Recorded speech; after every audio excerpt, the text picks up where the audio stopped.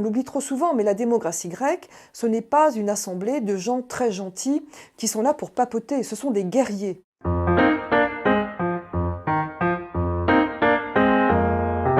L'idée que nous avons, c'est que la démocratie, c'est un régime où les gens sont citoyens et sont égaux.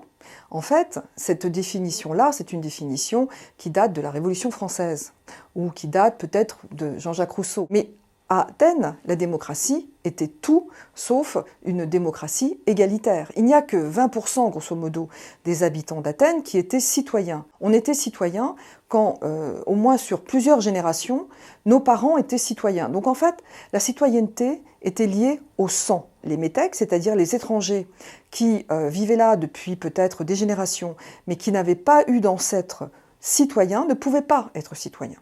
Les femmes étaient complètement exclues de la citoyenneté, et bien sûr 80% de la population qui était la population servile, c'est-à-dire les esclaves. Ces esclaves, on les trouvait aussi bien dans les champs comme agriculteurs que comme hauts fonctionnaires. C'était en fait des énarques de l'époque.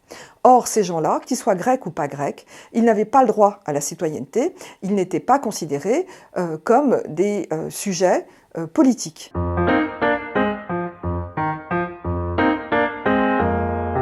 Les femmes sont très puissantes, mais non seulement dans la mythologie, où ce sont souvent des déesses, Athéna est une déesse extrêmement puissante, mais aussi dans la tragédie. Dans la tragédie, vous avez des femmes assez exceptionnelles, comme Antigone. Et c'est vrai aussi dans les grandes épopées d'Homère, les femmes sont puissantes, Calypso est puissante. C'est une déesse très très redoutable. Or, comme le remarque donc Julia Sissa, dans la démocratie grecque, les femmes sont exclues. On l'oublie trop souvent, mais la démocratie grecque, ce n'est pas une assemblée de gens très gentils qui sont là pour papoter, ce sont des guerriers. Or, on estime que les femmes ne sont pas capables d'être guerrières.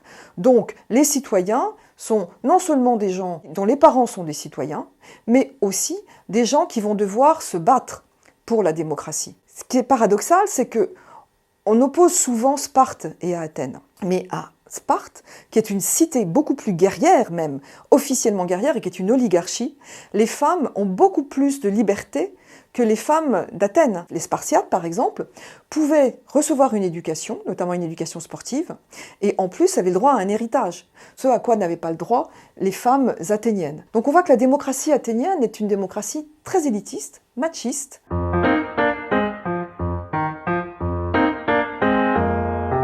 La Grèce que nous connaissons est une Grèce extrêmement limitée. L'essentiel des œuvres grecques, proprement grecques, ont disparu. Ce que nous avons aujourd'hui, c'est-à-dire aussi bien les statues que les livres dont nous disposons, sont passés par le filtre des Romains. Le problème est que, pour eux, ce qui les intéressait, c'était le 5e siècle, à Athènes, ce qu'on appelle le siècle de Périclès. Ils ont surtout focalisé sur un certain nombre d'œuvres, notamment des œuvres philosophiques comme le platonisme, l'aristotélisme, et puis les œuvres des épicuriens et des stoïciens, en ignorant une bonne partie des textes antérieurs, qui étaient les textes qu'on a appelé un certain temps les textes présocratiques.